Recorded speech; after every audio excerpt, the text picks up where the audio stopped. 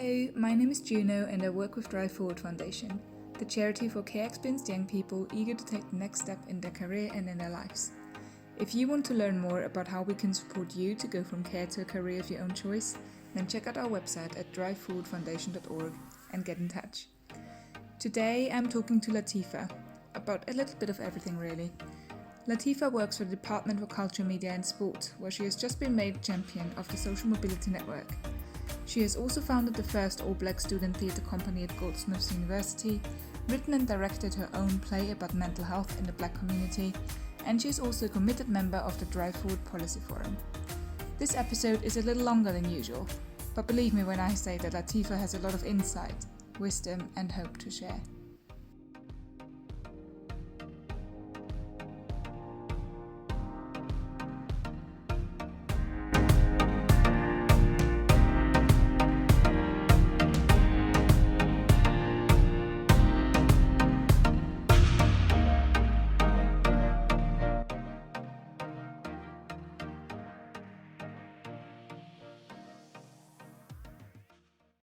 Okay, let me press the button. Is it recording? Yes, it is. Okay, Latifaha, thank you so much for taking the time today and speaking to me. As I said, I didn't prepare any questions, so this is very much about you, who you are, what your aspirations are, where you have come from, where you want to go, and whatever you want to share with us, really. In the end, all of those conversations are the basis for writing up a story, which are kind of a motivational tool almost for us to showcase how great you are. So that is you as an individual and you as all the young people that are working with us, and also show other people what they can achieve if they just put a little bit of motivation in and maybe receive a little bit of help. That all right? Yeah, that's fine. Brilliant. Then I'm just gonna let you talk. Who is Latifaha? What drives you, and where do you want to be? Well, who is Latifaha? So I have many different. I wear many different hats, should I say? In terms of, I'm a mom. I work, and I'm a student. Well, I'm going to graduate in the summer, so I won't be a student anymore. And I'm also a care leaver. So I work for DCMS. I work in the youth team. And I've just made champion of the social mobility network. And I am this week I'm going to be completing my publishing training, my writing and publishing training for gov.uk. So that's the exciting things about work. I attended Goldsmiths University. I made history there, creating the very first all-black theatre company. I've written my first play called Before I Fall, which tackles mental health in the black community, and just looking at how mental health is addressed in the black community, how people deal with it, how so that was quite good. That was what my first play was about, because I felt like it was a very taboo issue in my community. And what else is there? So that's me in a nutshell. Oh, that nutshell is bursting out of its own borders. And I have a theatre company called Beloved. Yes, that is me in a nutshell altogether. Your own company, Beloved.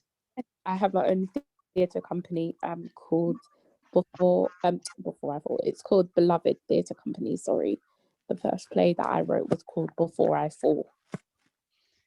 I got so many questions right now. Oh, shoot away. Go on.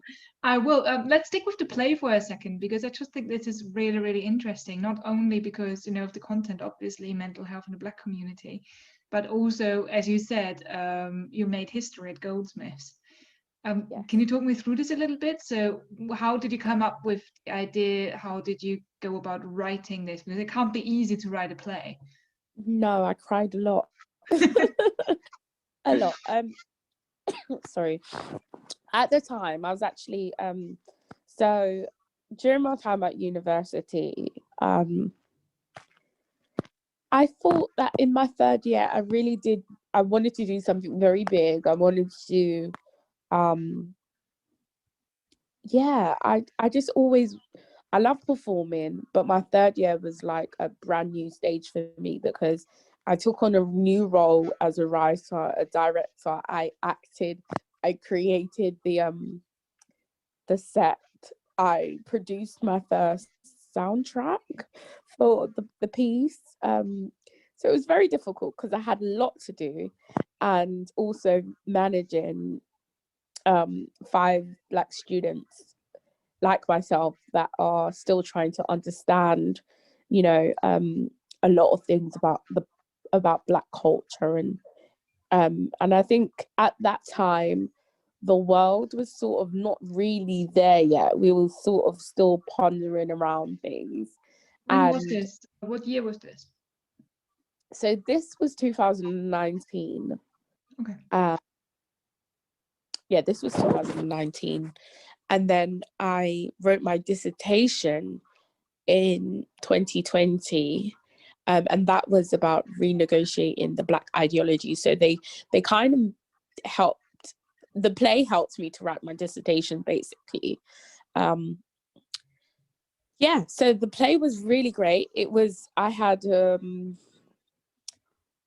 hard to write, as I said, and it was difficult because I'm a mum, and I had the pressures of third year, which is quite intensive at Goldsmiths because you have to manage working in a company, putting on a showcase and writing a 10,000 word dissertation and doing 2 other modules. So it was really difficult. I actually didn't know that I made history until a week after I made history. Everyone else knew before me.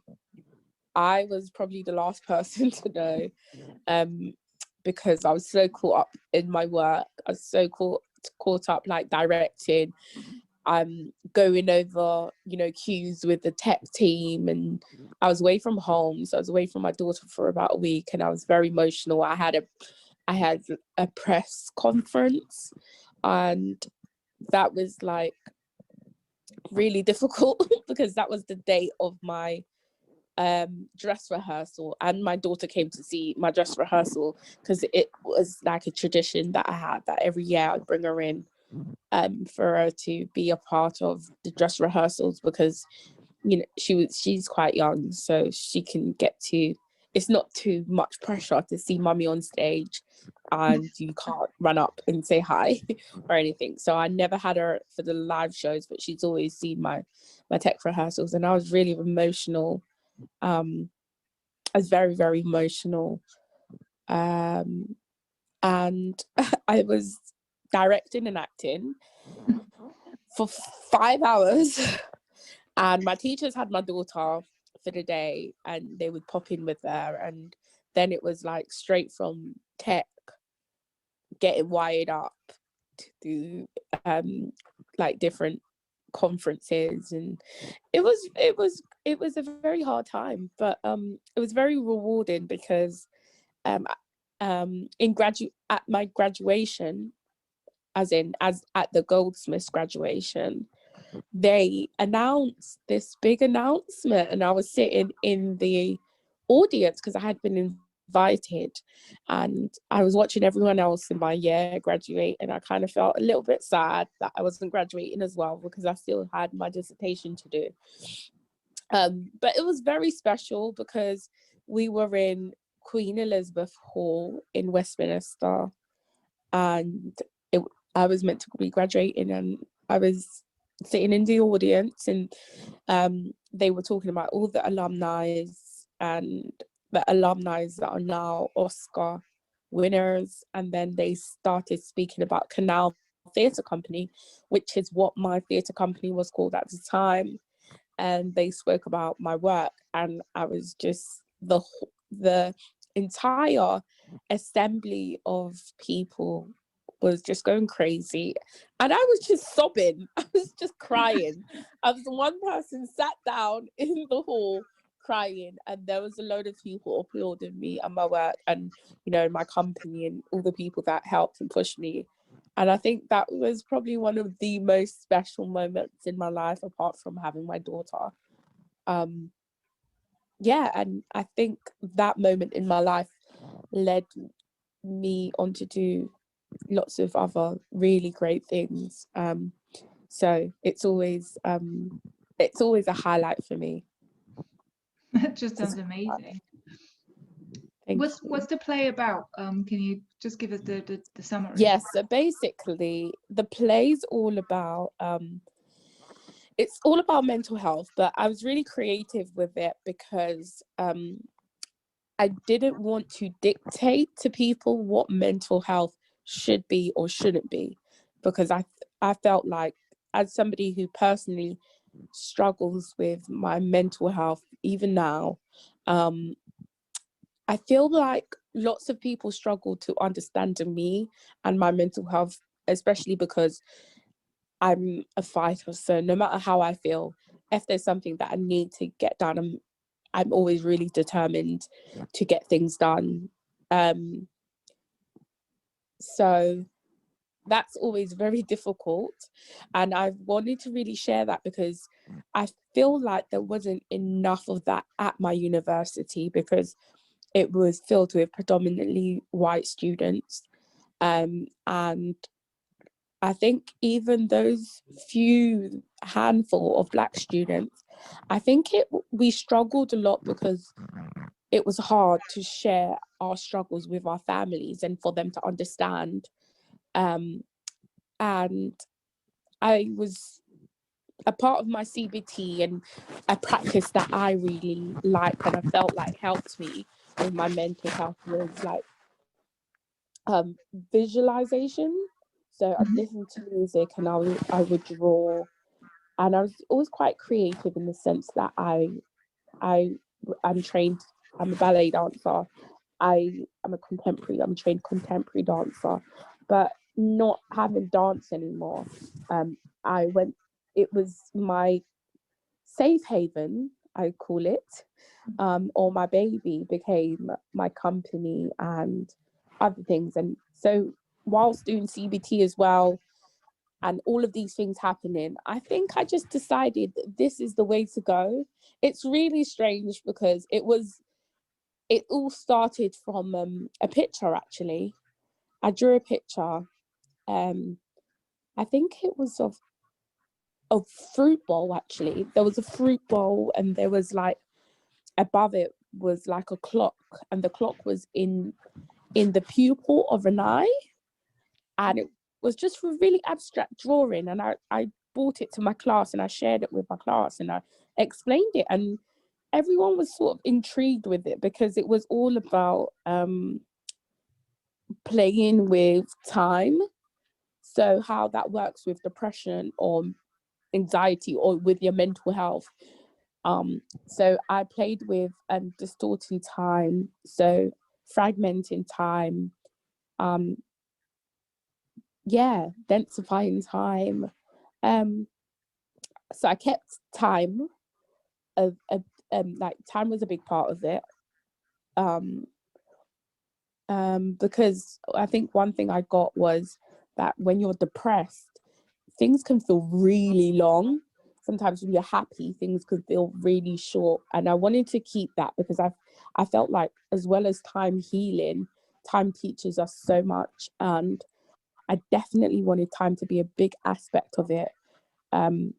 Because I think even with mental health or with learning to love yourself and growing and understanding and learning, I feel like what people mostly take for granted in those things is time. and how precious it is. So time was a big part of the play. Also, I'd done a survey. Which I then had to fill out a lot of paperwork for. But the survey was because I felt like it was too invasive for it to just be about my mental health. And I think when I was writing and it was just about me, I really struggled to write. So after speaking with my teacher, we decided, the safest option to keep it safe for myself and for the audience and for my company is I decided to do a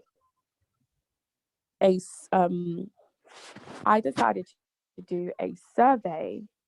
And basically the survey I sent out to family, friends, and people that I didn't even know, and it was anonymous. And the only thing that I asked people to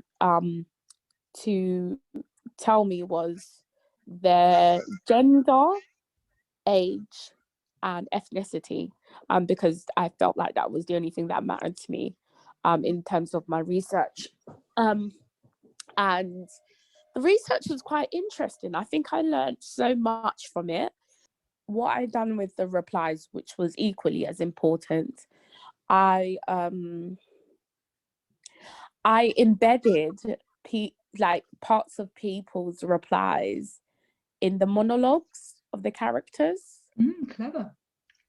So I used the verbatim style of theatre actually, and because I thought it was quite nice to have verbatim, because it makes it a shared experience. And I think one of the things I've learned about mental health is that it's isolating because it's in your head, and it becomes even more isolating when you feel alone and like you're the only one going through it, because everybody else has, this character, or people put on different kind of, shows to get on with things and cope. And so we never really know what's going on behind closed doors. And if we spoke a lot more, we would learn that actually, no matter what color, ethnicity, or age, or gender you are, as humans, we often experience the same kinds of things. We're just isolated in the sense that it's in your head. So, yeah. So I wanted that to be a shared experience. I wanted to encourage people to share their experiences with other people. And so I didn't know who wrote the replies, and but I picked out some good ones, and I embedded it in the monologues, and I used other ones for voiceovers, because basically the whole performance is basically about life being a journey, but it's all about reading the subtitles, I suppose, because it begins on a train and then it ends on a train. Okay. But same train? Yeah, so it's the same train. So when the piece starts, you begin on the train. So basically it's about taking you on a journey of life and understanding that sometimes because of difficult situation, the impact might be that you might struggle mentally, but life is a journey, and through that journey, it's not all going to be bad. It changes.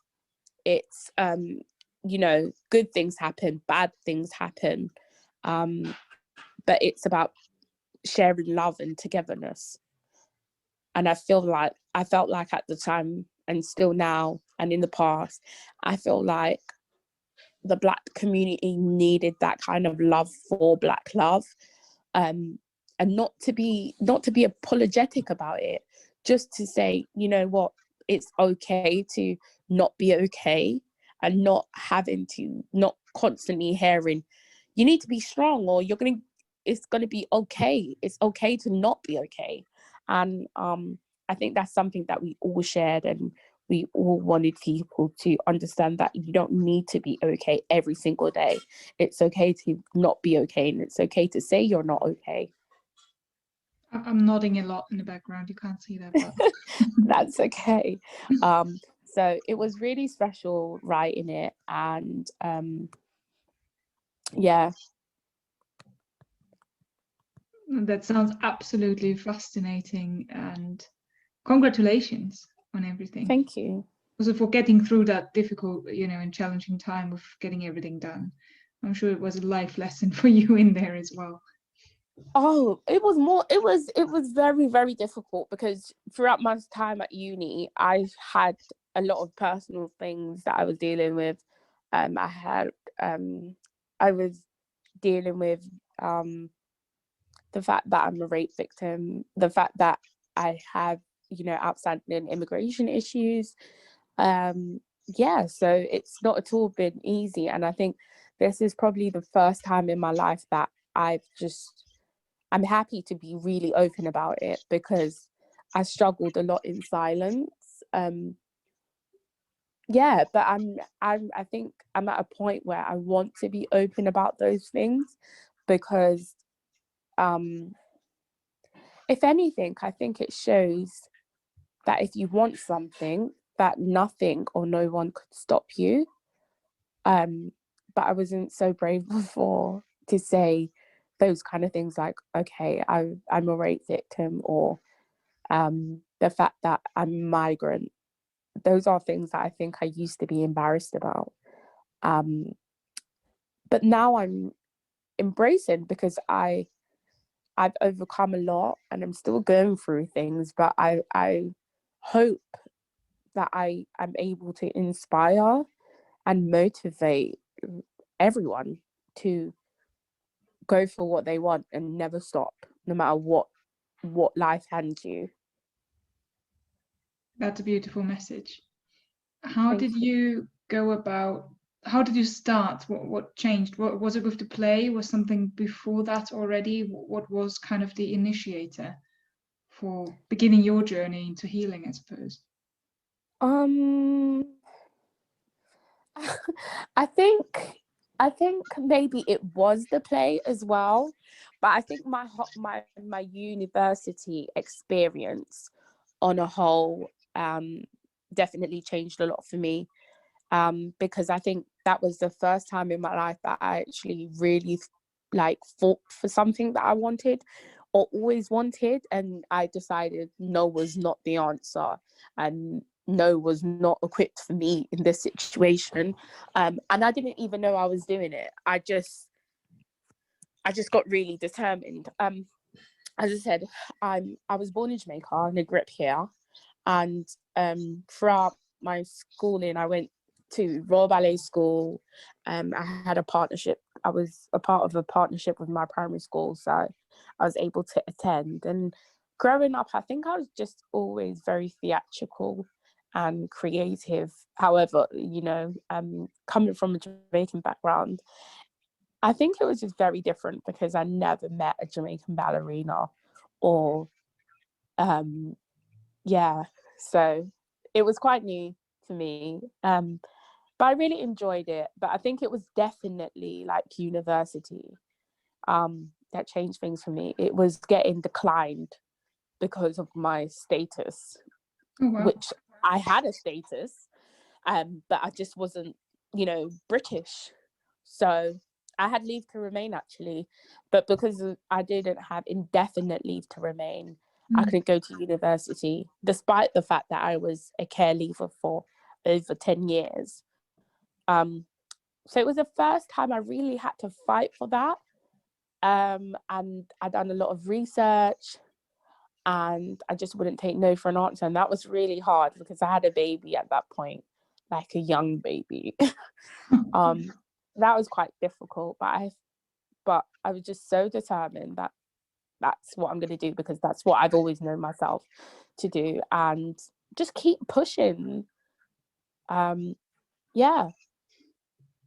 And then everything else at uni was like, well, I didn't fight this hard to just not get the most out of the experience. For me, I loved it because I learned about the modules that I took personally. I think they educated me, but helped also nurtured me in terms of my growth. Yeah, uni changed so much for me, so much. It opened a whole new world for me. I learned about language, linguistics. I learned about culture and performance. I learned about myself. I learned about Black culture. I learned about post-British War. I learned about queer and gender theory. So I tend to do all the things that I was really passionate about or didn't quite understand.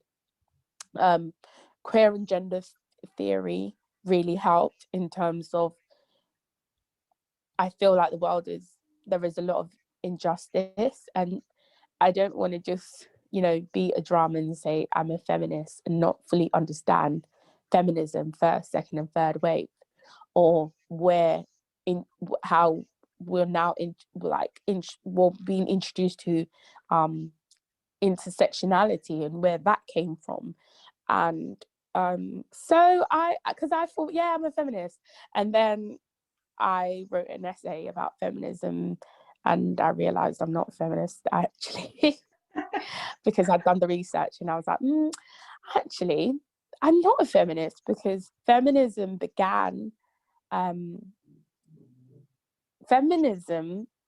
didn't allow African Americans or Negroes, as they used to call it, or colored people or Black people, whatever we want to be classed as nowadays. Feminism was only for white women.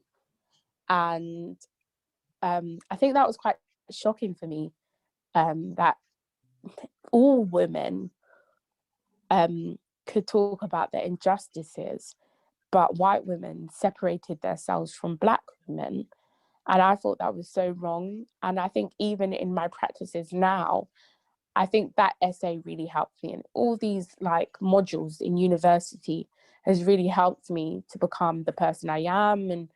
And yeah, because I was angry at the end of it, but then I learned so much that instead of being angry, I learned to understand and articulate myself and research and look into things a lot more, so I can get a better understanding as a human being, rather than just being mad about the past or about discrimination now, and joining that bandwagon. I think discrimination or racism or any of that kind of adversity, I think it's to do with the lack of education or the lack of understanding. So I definitely wanted to understand the world a lot better, because I just couldn't understand the division. And yeah, university really helped, and Goldsmiths is a very special place in my heart. Do you think, I mean, it is LGBTQ plus month at the moment, feminism being, kind of like an initiative or like a predecessor almost. Yeah. Do you think there's hope for feminism to reinvent itself, to be more inclusive and to, distinguish itself from this first wave, as you described earlier? Yeah. Sorry, what was the question? Do you think there's a chance for feminism to reinvent itself in a way that is inclusive of everyone?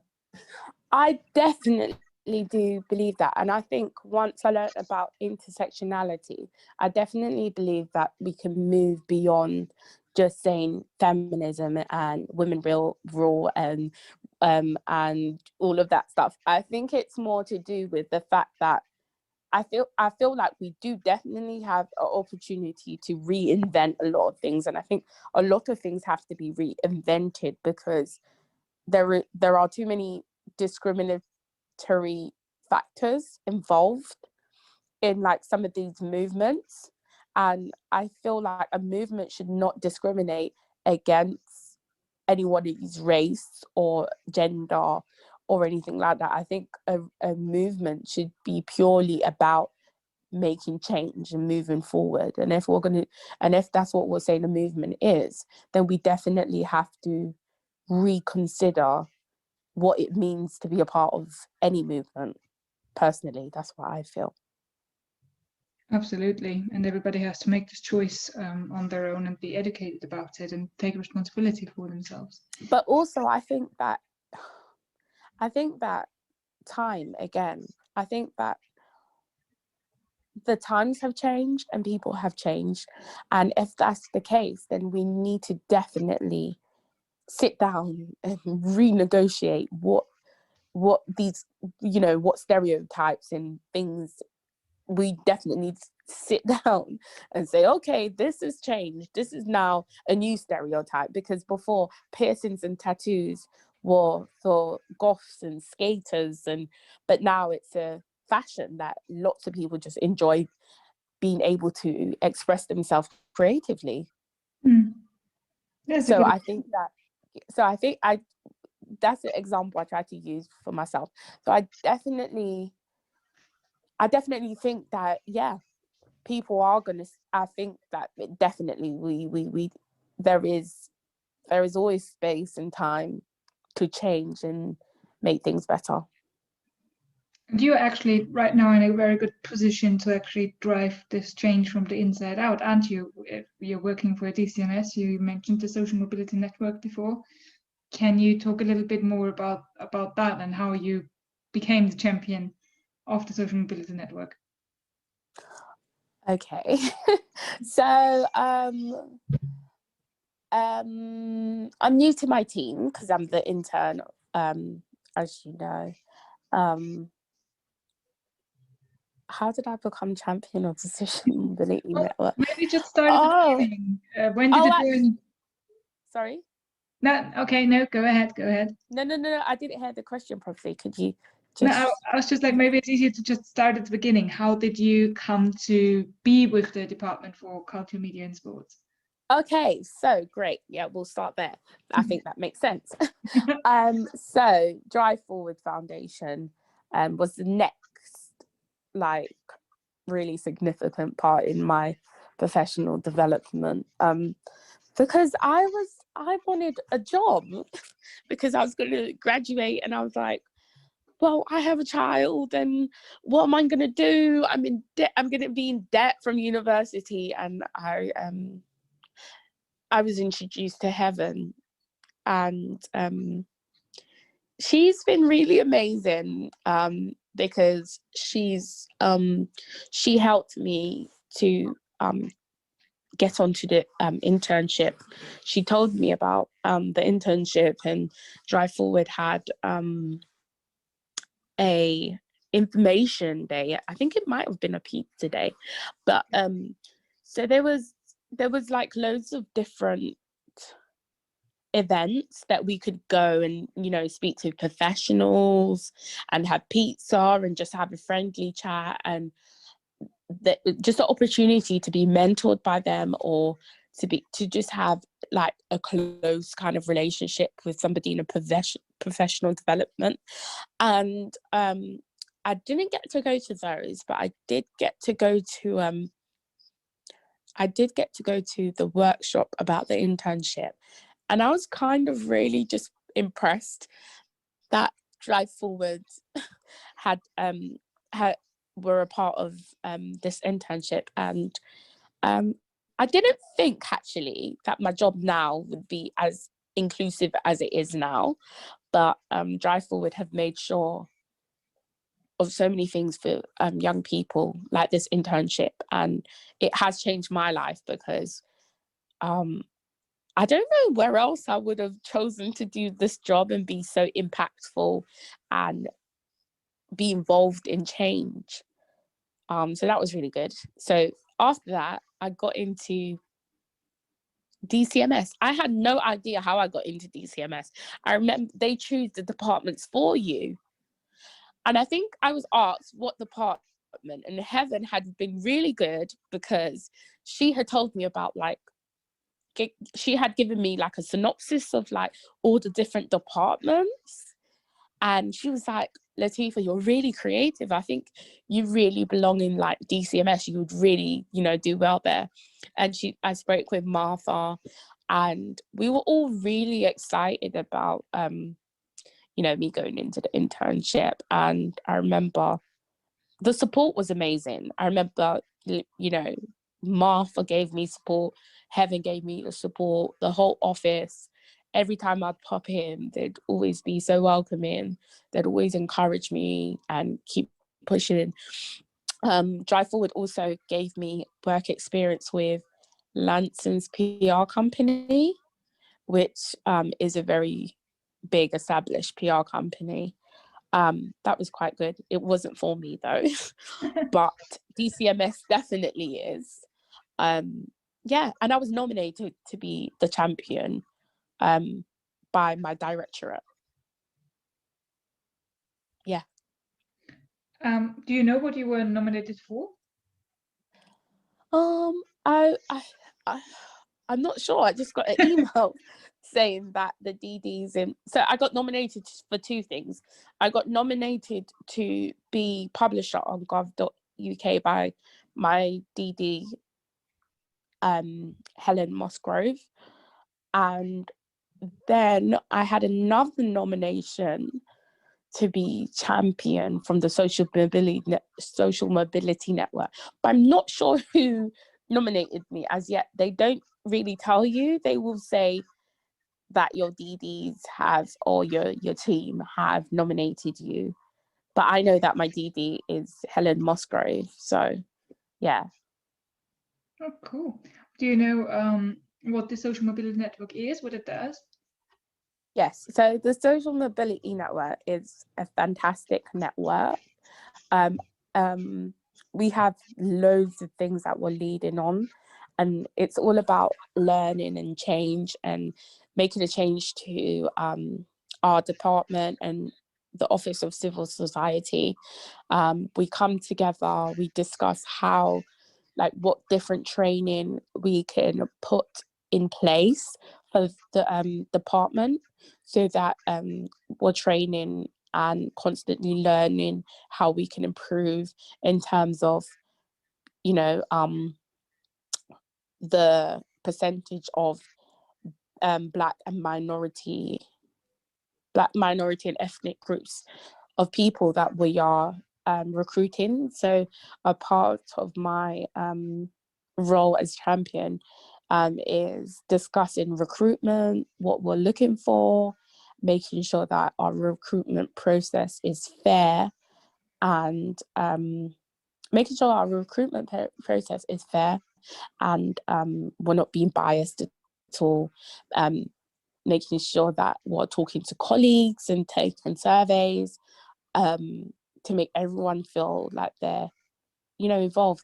Oh, and this is a part of the Social Mobility Network, but I also have a very big presentation where I'm sharing my dissertation with my office on the 17th. So that's not just my department, it's everyone in government that would like to attend. So I'm really excited about that. Ooh, pretty cool. Any guests still out there? Yes, so I'm yet to create an Eventbrite page, but my week has been crazy because I'm also leading on the Care Leavers internship handbook, and we have 4 new interns coming, so I have not yet got to that, but I will be getting to that this week. Oh, wow, that sounds like a lot of work, but really, really amazing. Make sure to share the link with us, please. I will do. And also, I've been having meetings with, have you heard of UKI? UKI, no. Have you heard of Patrick Hutchinson? Patrick Hutchinson. I can't say that I have. Okay, so he was the Black man that he rescued the white gentleman. He rescued the white gentleman that was involved in one of the protest against the Black Lives Matters I protest. believe I saw the picture. Yes, Yes, so that there was a famous newspaper picture with him rescuing the guy on his back. So I work. So I've been doing. I've been working with him and his company, which is called UKI as well, because what they do is very interesting, and feeds into my work. So I've been having meetings with them and being a part of their circle, which has been great. What do they do? They've been on Helen on Christmas Day. They got a call from Michelle Obama. There was on Good Morning. Sorry, there was on Good Morning Lorraine. That's it. And they've just been doing amazing things. So, it's an honor that they like to hear my professional opinion. Absolutely, that sounds really, really great. And is that on the same day? Are they going to be at the event as well? Right, so I'm hoping they will be at the event. Hopefully it doesn't clash with anything in their diaries. But as long as it doesn't, they're really, really supportive. So I actually should get that out to them very, very soon. I should get that out to them this week. Thank you for reminding me. My diary's absolutely crazy and it's a bit overwhelming sometimes, but yeah. Gonna make sure I invite everyone. It will definitely be worth it. So that is the immediate future. We have that 17th of February, your presentation. Yes. Obviously you're quite new to DCMS, but it looks like you have found a place there where you can grow and develop. What are your aspirations for that? So my internship should be ending in February. However, DCMS have extended my contract until August. Thank you. Which was done in November. So I'm quite excited to be in DCMS for another 6 months. And I'm very happy about being given, the opportunity to still be a part of the team. So my ambitions, this is going to sound really, really bad after all those things that I said, but I don't know. I don't know because not because I lack in ambition, but I tend to just really like to be surprised by things. But one thing that I do really want to do myself proud in and drive forward, I really want to make my mark on the gov.uk site with the publishing. So because I think that would be really, really good. Like knowing that I came from, Drive Forward and knowing who I am and the things that I've been through to just go on gov.uk and see my name. I'll just be very happy about that. I'll be quite happy about that. Other than that, my ambition with DCMS is to, by the time I come to the end of this contract, I would like to have made a very good network within government, across government as well, because I think that there is so much to learn, and I'm already networking and meeting people that work in the culture and fine arts department, and just finding people that share similar interests and learning from them, and hoping that they could learn from me. Other than that, I don't have any concrete things. I never really do. I like the world to be, what is the word I'm looking for? Optimistic about things. I am super organized and a bit OCD, but I have to say especially last year, how it made things really unpredictable. I feel like this year, I don't want to say I'm planning anything or this is what I really, really want. I'm excited about what the universe has in store for me. I'm excited for all the new tasks and goals and hurdles. So I'm just looking forward to things really and ready to make my impact. But there's nothing that there's stepping stone that I'm yeah, this is my ambition. I want to write a book by the end of this. I don't know. I actually don't know. But I'm working on a lot of projects and it's really exciting.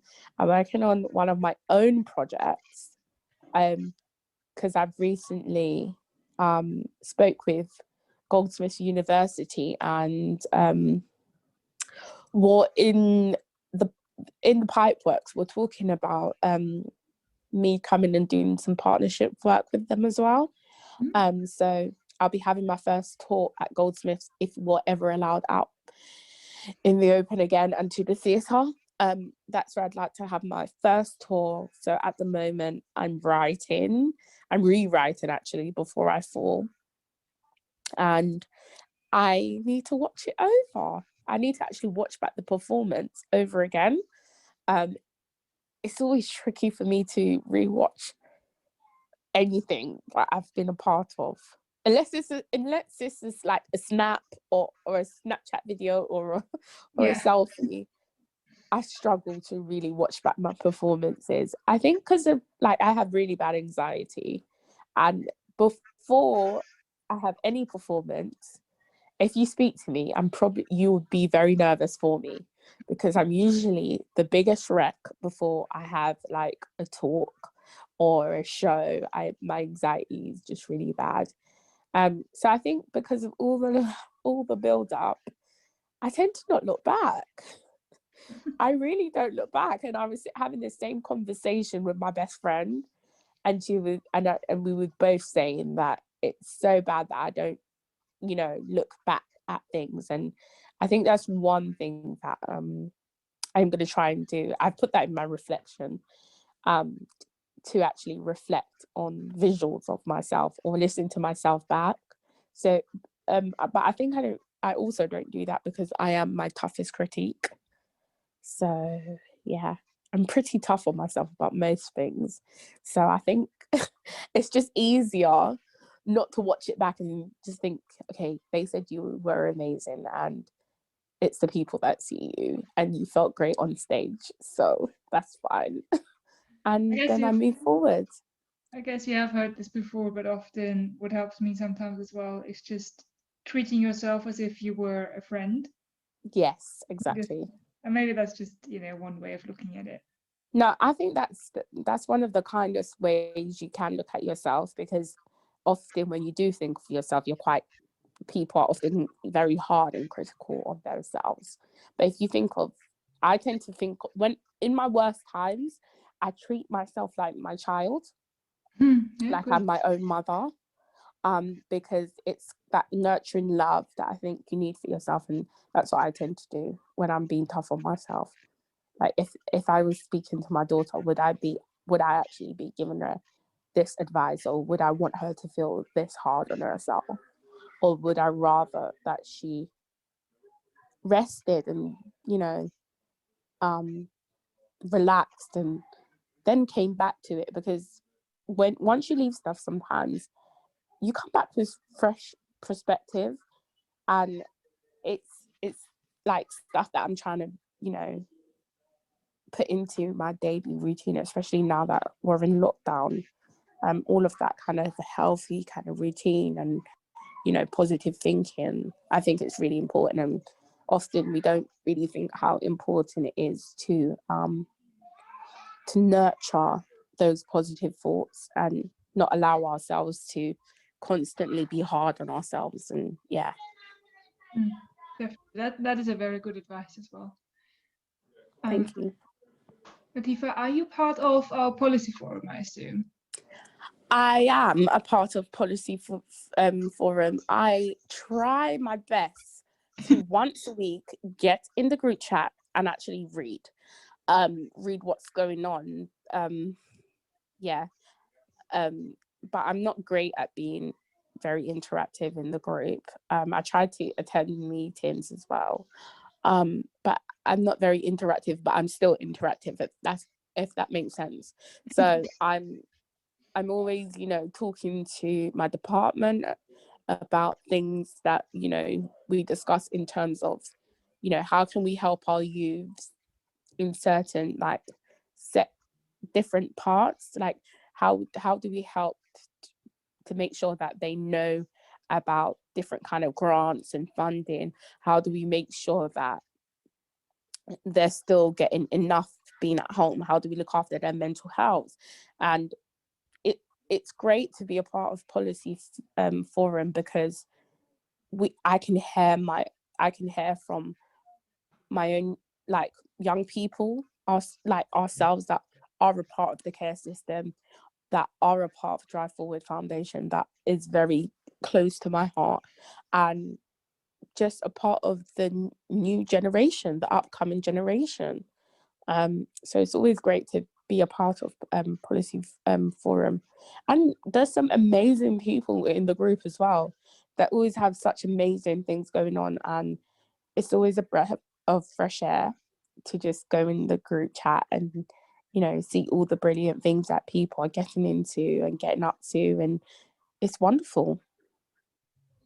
Definitely, and I think that you kind of hit the nail on the head there, saying that you're trying to, you know, include mutual learning in your work and in the policy forum, and trying to connect the two. Yeah. Really important. So thank you for that. That is exactly the engagement that we need, right? Yeah. And yeah, so I'm always rooting for Drive Forward, especially in my department. And I know that Drive Forward is very special to my department, because I constantly talk about Drive Forward Foundation. Yeah, but it's a great foundation, and I'm so honored to be a part of it, because I guess I was just kind of, I wouldn't be where I am today if it was not for Drive Forward. And then that's a fact, because even with a degree and even with making history, it was Drive Forward that believed in me and, you know, pushed me in the right direction. Yeah, and I always think, like, I really cried when Martha died, because I was so sad that I felt like I didn't do enough to tell her that I appreciated such, like, what she had done for me, and the work and commitment of her life that has changed my life and will change my child's life. Because having a job and having the experience that I've been able to obtain since being a part of DCMS is very overwhelming, and in a good way, because I just didn't have it in the books. I just didn't plan for it. It would just, but it's one of the most amazing and rewarding things, and it helps, and I'm so proud of myself. I think before it was like, I'd be proud of myself, but I am very, very proud of who I am. And this experience, it's changed my life in so many different ways. And I will be, and always will be, very committed to doing my part, you know, for other young people to have this opportunity, because it changes a lot. It gives you stability. It gives you a platform to help other people to understand, to learn. And those are most of the things that I enjoy the most about life. And yeah, I'm able to give my daughter a sustainable future, because I have the experience now that I'm sure most people would now want to hire me. Whereas I didn't have work experience before, and I would have definitely been too coward to apply for one of these jobs, knowing that I don't have experience. So to be an executive and be in DCMS and have the opportunities that I do, is fantastic. Absolutely fantastic. And yeah, thank you, Martha, up in heaven. It's really just wonderful and beautiful to hear all of that. And I suppose the stories like yours and all the words that you just said, they kind of remind myself, certainly, and I'm sure the whole of the Drive Forward team, why we do what we do and why we love our jobs this much as well. And also how much it takes from your side and the young people to make this momentum by themselves. Because without you, all of this wouldn't even be possible, right? So yeah, thank you. You're welcome. Sharing this with me and with us. That's okay. I mean, it's a great journey for me as well. I think it's rough for us all, but I think what's incredibly special about Drive Forward Foundation, unlike any foundation that I've ever known, is the amount of research that goes into things for young people, the effort that goes into every opportunity that you guys are making sure that young people get. And yeah, I I don't have any bad words to say other than it's very impressive. Because even social services doesn't have a specialist in in finding you jobs or securing a partnership. That there's teams that they secure partnerships and and all of this kind of things. I don't know, I hope they're not taken for granted, because it is a lot of hard work to secure a partnership. And yeah, but I'm really happy that we have Drive Forward, because it is Drive Forward Foundation is most definitely changing lives, and I know that's what Martha set out to do, was change the lives of young people, and she definitely has. Absolutely, yeah, she has. And she continues to do, including what you said earlier. Continues with that. Yeah. Your life, your daughter's life, and that's the beauty of it all, I assume, and the legacy as well behind it. Yeah. It was her life's work, now it's her legacy, and I'm more than happy to be a part of that legacy. And you're a big part of it by everything you've just mentioned. It's really beautiful to hear this whole story, and also your commitment to continue to drive forward, quite literally. And actually, you just gave Drive Forward Foundation a whole new meaning for me. Continue to drive forward. I never thought of that actually. Continuing to drive forward. That makes sense. Drive Forward Foundation.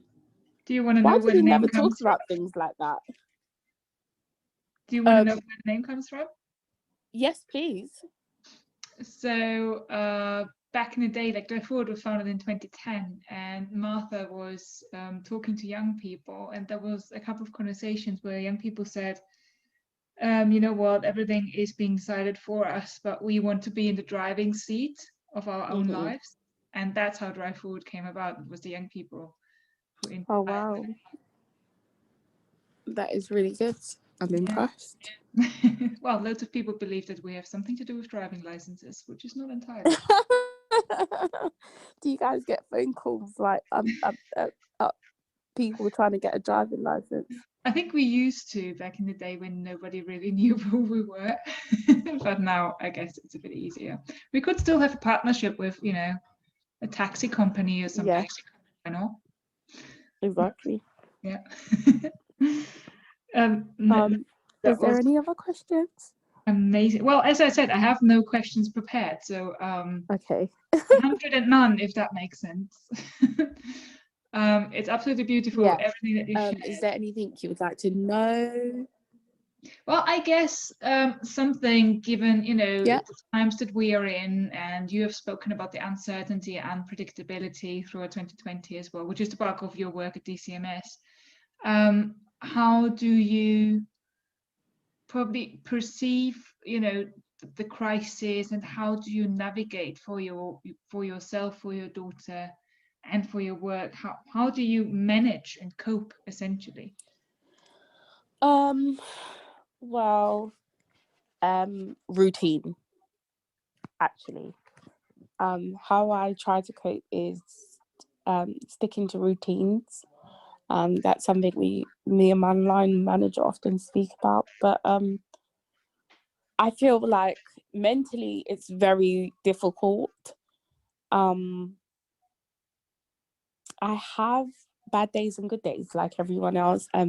I feel sometimes it can get very hard because I feel like at work's very full on because I work 5 days of the week. and that could be quite full on sometimes, especially if I'm working on something, like I'm risk managing a funding review, and that could be very stressful sometimes.